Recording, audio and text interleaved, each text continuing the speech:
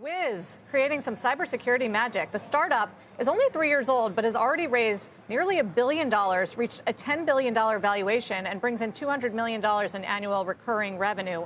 All of this occurring, of course, in a market where fundraising has been a struggle and getting tougher as the banking woes continue to play out. So how are they doing it? Joining us here at Post 9, Wiz CEO and co-founder Assaf Rappaport, also named number 5 Disruptor on the CNBC list just out. Welcome, Assaf. It's good to have you. Thank you. Thank you for having me. So where's the growth coming from?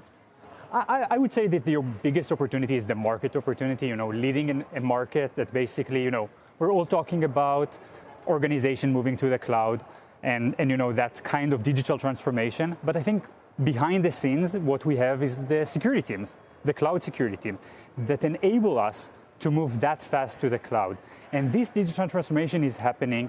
And also during recession, during downturn economy, these kind of things continue to happen. And that's kind of where our growth comes from. When you say the market, you mean the fact that everybody has shifted all the data into the cloud and now it needs to be protected. So interesting enough, only, let's say, less even than 10% has already moved to the cloud. So the opportunity is much bigger than what we see today. But definitely that's what we're seeing. And COVID, for example, in the last, let's say, 3 years, what's significant, and the remote work was part of that. But again, digital transformation is here to stay and still growing. Cybersecurity is a little crowded. What do you do that some of the others don't? Because we've seen tremendous growth from the Zscalers and Palo Altos as well. Look, these are amazing companies that definitely paved the way for us to be kind of the fastest company in the market and growing. I think that what we're doing different is basically we reduce the noise for customers, and we focus on kind of how do we make developers, DevOps, and security team working together to solve the problems. I've heard that quantum computing changes the game, right? Where encryption means nothing. And then I hear that quantum computing is grossly overstated. Is there directionally a bet one way or the other? Look, like any technologies that we say, by the way, including AI, it's kind of, we overestimate the impact in the short term, and we probably underestimate the impact in the long term. So definitely that poses, as any technology that we see, poses new risk to the business, but also new opportunities. I mean, isn't that terrifying, though, when you think about how much of financial services and sovereign debt and you name it is on the cloud now? Definitely, it's part of that, but you cannot, the way you think about security, I see it as more as an enabler.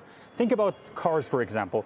The one thing that enabled cars to move from 10 miles per hour to 100 miles per hour is not only the engine, it's not only the infrastructure for the roads, it's also the seatbelt that enables us to not only drive fast, but drive fast without killing ourselves. So this is part of it. Any technology poses risk, but also opportunities. What is the level of cyber crime happening in the world right now? Look, so people tend to think that, hey, recession and downturn economy might change the things. We see it actually the opposite. We see that the insider threat might go higher, when you have lots of layoffs or potential layoffs, the insider threat is growing. And unfortunately, recession doesn't impact the adversaries. So this is also something that is important for us to.